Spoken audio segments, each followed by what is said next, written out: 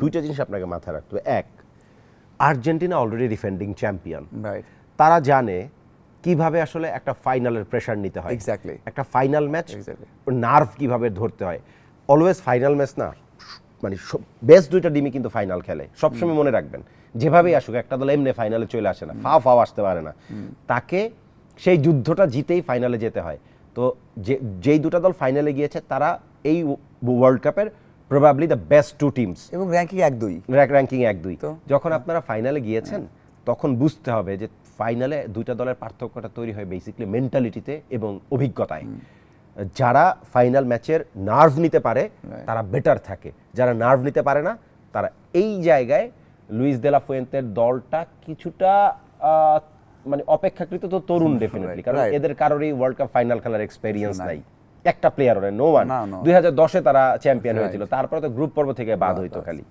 তো এই দলটাতে এই জায়গাটা একটা আলোচনা, কিন্তু মনে রাখতে হবে 2024 ইউরো কোনো অংশে ওয়ার্ল্ড কাপের চেয়ে কম কম্পিটিটিভ না, কোনো অ্যাসপেক্টে ইউরো মাচ মোর কম্পিটিটিভ দেন ওয়ার্ল্ড কাপ। ওয়ার্ল্ড কাপে আপনার অনেক কম গুরুত্বপূর্ণ অনেক সর্বশক্তি দলের সাথে আপনার খেলতে হয়, ইরানের সাথে খেলতে হবে, ইরাকের সাথে খেলতে হবে, কিংবা প্যারাগুয়ের সাথে খেলতে হবে।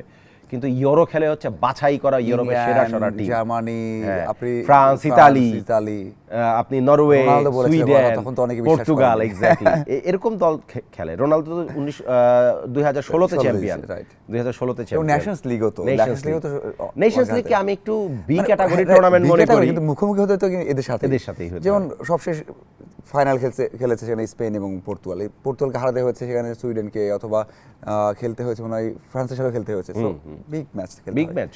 সো তারা 2024-এর ইউরো চ্যাম্পিয়ন, 2010-এর প্যাটার্নটা যদি আপনি একটু ফলো করেন, সেম মনে হচ্ছে 2008-এর ইউরো চ্যাম্পিয়ন, 2010-এর ওয়ার্ল্ড কাপ চ্যাম্পিয়ন, 2012-এর ইউরো চ্যাম্পিয়ন, স্পেন মানে ট্রেবল, মানে ইউরো ওয়ার্ল্ড কাপ ইউরো, এটা আনবিলিভেবল। এই দলটা 24-এর ইউরো জিতে এসছে, ফ্রান্সকে তারা সেমিফাইনালে হারিয়েছিল। এবং একটা কথা আলোচনা খুব দুষ্টামি করে আমি বলি আর কি, যে ওই যে মাঝখানে খুব ফেসবুকে একটা জিনিস ট্রল হয়েছিল না, যে মেয়েরা আটকায় কোথায়, ছেলেরা আটকায় কোথায়, তো ফ্রান্স আটকায় কোথায়, এটার প্রশ্নের উত্তর হচ্ছে ফ্রান্স আটকায় স্পেনে। হ্যাঁ, ওরা তো সবশেষ দুটো বড় টুর্নামেন্টেই, হ্যাঁ স্পেনের কাছে। ইয়ামাল যখন বলেছিল যে আমরা তো তাদেরকে আগের দুটো টুর্নামেন্টে হারিয়েছি, অনেকেরই অ্যারোগেন্সি দিয়ে নিয়েছিল যে না, অ্যারোগেন্ট ছেলেটা বলতে পারে না, ঠিকই দেখিয়ে দিয়েছে খুবই ভালো করে। মানে ও খুব ভালো করে জানতো যে ফ্রান্সকে, এবং এটাও আমরাও ভালো করে জানতাম যে if anyone can bit France, সেটা ডেফিনেটলি স্পেন, এবং সেটাই সে করেছে। স্পেন যেটা করেছে সেটা হচ্ছে ফ্রান্সকে খেলতে দেয় নাই। তো আর্জেন্টিনাও কম বেশি এরকম করে এসছে, অপোনেন্টকে খেলতে দেয় নাই। লিয়ান্দ্রো পারেদেসের মতন একটা মাস্তান টাইপের লোক নামাই দিবে আপনার জাস্ট ফোরম্যান ব্যাকলাইনের উপরে, মানে 5 নাম্বার ডিফেন্ডার। যখন ডিফেন্ডিং ট্রানজিশনে থাকে তারা, তখন 5 ম্যান ব্যাকলাইন হয়ে যায়।